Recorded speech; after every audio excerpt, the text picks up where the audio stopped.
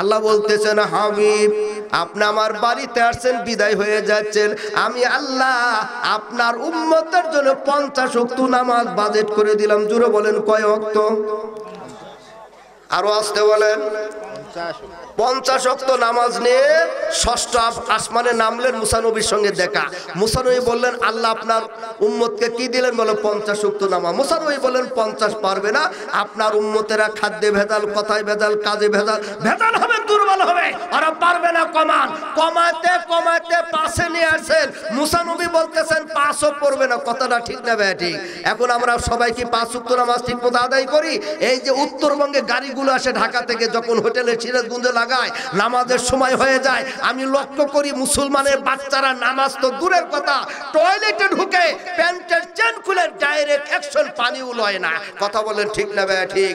আব্দুল্লাহ ইবনে ফজল, বাংলার বুলবুল আব্দুল্লাহ ইবনে ফজল এবার রাজশাহী বিদায় বেলায় বলে গেলেন, আমি আব্দুল্লাহ ইবনে ফজল এই বাংলার জমিনে দীর্ঘ 40 বছর ওয়াজ করলাম, কিন্তু একটা মুসলমানের সন্তান কিভাবে প্রস্রাব করতে হবে এই ট্রেনিংটুকু দিয়ে যেতে পারলাম না। নামাজ তো দূরের কথা, মুসলমানের বাচ্চারা প্রস্রাব করে পানিও লয় না।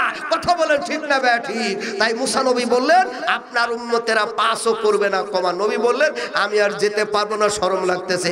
আল্লাহ ডেকে বললেন নবী গো আপনাকে আর আসতে হবে না। এ নবী আপনি আপনার উম্মতকে বলে দিন যারা দিনে 5 ওয়াক্ত নামাজ ঠিকমতো আদায় করবে, আমি আল্লাহ ওদের আমলনামায় 50 ওয়াক্ত নামাজের সওয়াব দিব। সুবহানাল্লাহ বলবেন না? কথা বলেন। 5 ওয়াক্ত নামাজ পড়লে কয়ের সওয়াব পাওয়া যাবে? 50-এর। এই সন্ধ্যাবাড়ি এলাকাবাসী 5 ওয়াক্ত নামাজ যদি ঠিকমতো আদায় করলে 50-এর সওয়াব যদি পাওয়া যায়, ওই 5 ওয়াক্ত নামাজ আদায় করার দরকার আছে কি নাই? আমার ভাইয়েরা, এই বাংলাদেশে এই 90% মুসলমানের দেশে, পার্লামেন্টে, এই দেশের জমিনে 5 ওয়াক্ত নামাজ কায়েম নেই। কথা বলেন ঠিক না ভাই? ঠিক। নামাজ যদি সরকারি ভাবে কায়েম থাকতো তাহলে আজান হলে মসজিদগুলি ভর্তি হয়ে যেত। কথা বলেন। এই যে কাপড় আমি পরেছি এটা কায়েম আছে, আছে কি নাই? আপনারা আমাকে বক্তা করে দাওয়াত দিয়েছেন, আমি যদি মঞ্চে ন্যাংটা হয়ে দাঁড়াতাম আপনারা আমার ওয়াজ শুনতেন? কথা বলেন। এ কাপড় কায়েম আছে তাই আমরা পড়ি বা আমি পরে এসেছি। নামাজ আজকে কায়েম নাই তাই একজন পরে আরেকজন পড়ে না। কথা বলে ঠিক না ভাই? ঠিক। যে সরকারি ক্ষমতা আসুক না কেন, যদি বাজেট করে দেয় আজান হওয়ার সঙ্গে সঙ্গে বিনা কারণে বিনা অজুহাতে কোনো মুসলমানের সন্তান নামাজ যদি ছেড়ে দেয়, ওকে 50 টাকা করে বেত্রাঘাত করা হবে, 500 টাকা জরিমানা করা হবে। এই বাজেট করলে বাংলাদেশের মসজিদগুলোতে জায়গা হবে না। কথা বলেন ঠিক না ভাই? ঠিক। আল্লাহ বলেছেন আল্লাযীনা মাক্কান্নাহুম ফিল আরদি ওয়া আকামুস সালাতা ওয়া আতাবুজ যাকাতা ওয়া আমরু বিল মা'রুফি ওয়া নাহাউ আনিল মুনকার। আল্লাহ বলেছেন যারা ক্ষমতাশীল হবে ওদের প্রথম কর্মসূচি হবে আল্লাহর জমিনে 5 ওয়াক্ত নামাজ কায়েম করা। কথা বলেন ঠিক না ভাই? ঠিক। অসুবিধা হচ্ছে? চলবে না শেষ করব? চলবে। ভাইয়েরা আমার, এই 5 ওয়াক্ত নামাজ নিয়ে রাত্রের মধ্যেই গেলেন, আবার রাত্রের মধ্যেই ফিরে আসলেন। সুবহানাল্লাহ বলেন। দূরত্ব কতটুকু? এই জমিন থেকে 7 আসমানের দূরত্ব 5000 বছরের পথ। পৃথিবী থেকে সূর্য 9,30,00,000 মাইল দূরে। রাত্রের মধ্যে তিনি গেলেন, আবার রাত্রের মধ্যে ফিরে আসলেন। সুবহানাল্লাহ বলেন। এই ঘটনা ওই আবু জেহেল কেন, বাংলাদেশের টাকলু মন্তুর মতো আবু জেহেল যারা আছে এরাও বিশ্বাস করবে না। কথা বলেন ঠিক না ভাই? ঠিক। আবু জেহেল নবীজিকে বিভিন্ন সময় বিভিন্নমুখী প্রশ্ন করতেন ঠেকানোর জন্য। আজকে বলতেছে মুহাম্মদ আজকে কোনো নতুন আলোচনা ঘটনা আছে কিনা? কে বলতেছে আবু জেহেল কাকে? নবীজিকে। নবী বলেন আবু জেহেল অবশ্যই আজকে রাত্রের ঘটনা আছে, সেটা হলো পড়েন আমার সঙ্গে, সুবহানাল্লাযী আসরা বিআবদিহি লাইলাম মিনাল মাসজিদিল হারামি ইলাল মাসজিদিল আকসা।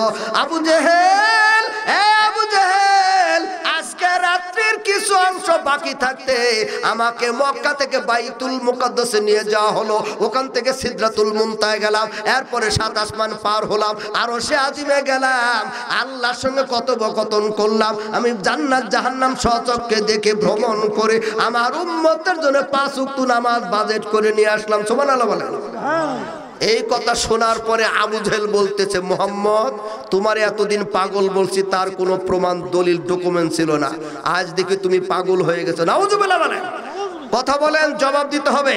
আবু জেহেল নবীজিকে কি ডাকতো? পাগল ডাকতো। এখন বাংলাদেশে কি ডাকে? কাঠমোল্লার দল। কথা বলেন, গালি আছে, সিস্টেম পাল্টেছে। আবু জেহেল ডাকতো পাগল, এখন ডাকে কাঠমোল্লার দল, রাজাকার আল বদর। কথা বলেন ঠিক না ঠিক? আবু জেহেল বলতেছে, মুহাম্মদ আমি তোমার সাত আসমান, জান্নাত, জাহান্নাম, হাউস, কাউসার সব বাদ দিলাম, আমি শুধু মক্কা থেকে বাইতুল মুকাদ্দাসের দূরত্বটুকু ধরলাম, তুমি কেন কোনো মুসলমানের বাচ্চাও পারবে না? নাউজুবিল্লাহ বলেন। এই প্রিয় তাওহীদি জনতা, যে কয়জনে আছে ওই আবু জেহেলকে আল্লাহ বদরের ময়দানে সাইজ করেন কি করেন না? কথা বলেন।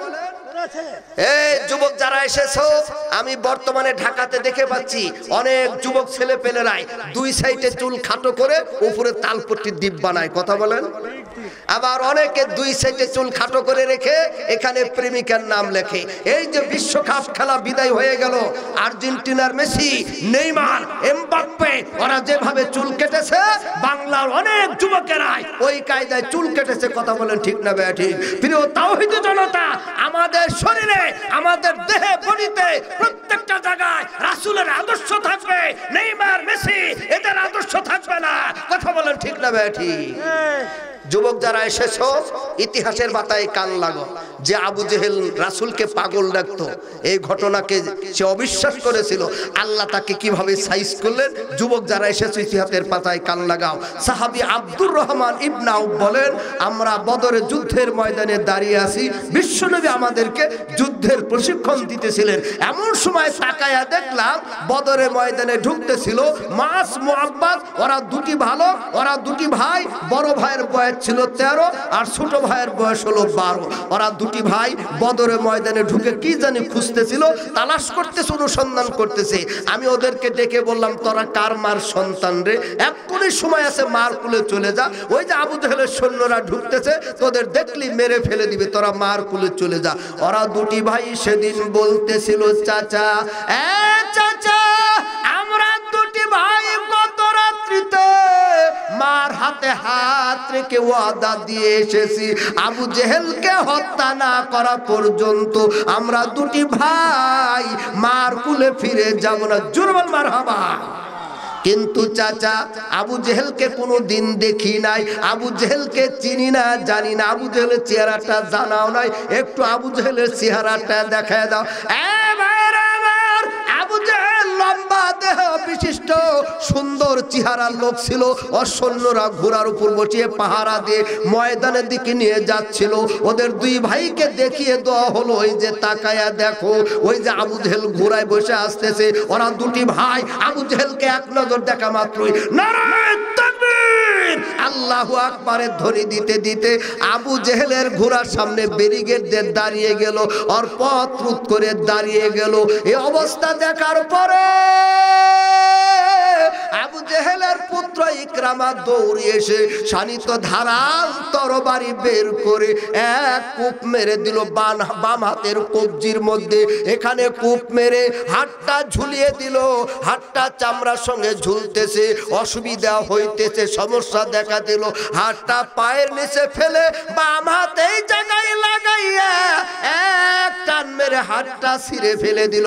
জুরুল মারহাবা। আজকে রাসূলের মহব্বতে মাস, মুআব্বাদ দুটি বালক আজকে নিজের জীবন দিতে গিয়েছে বদরের ময়দানে। রাসূলের জন্য আজকে 13 বছরের বালক মাস নিজের হাতটা টেনে ছিঁড়ে ফেলে দিল। জুরুল মারহাবা।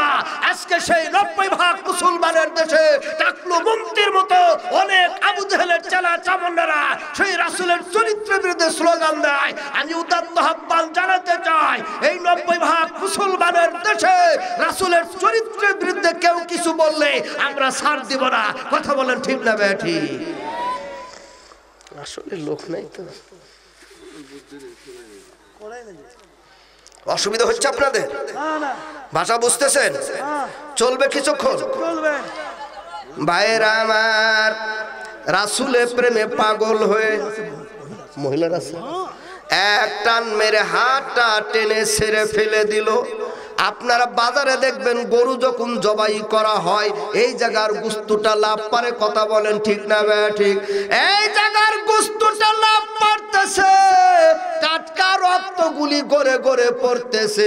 এই দৃশ্য আবু জেহেলের পুত্র ইকরামা তাকায়া দেখে বলতেছিল, ভাইরা আমার, এক দৃষ্টিতে তাকায় আছে আর রাসূলকে কতই ভালোবাসে।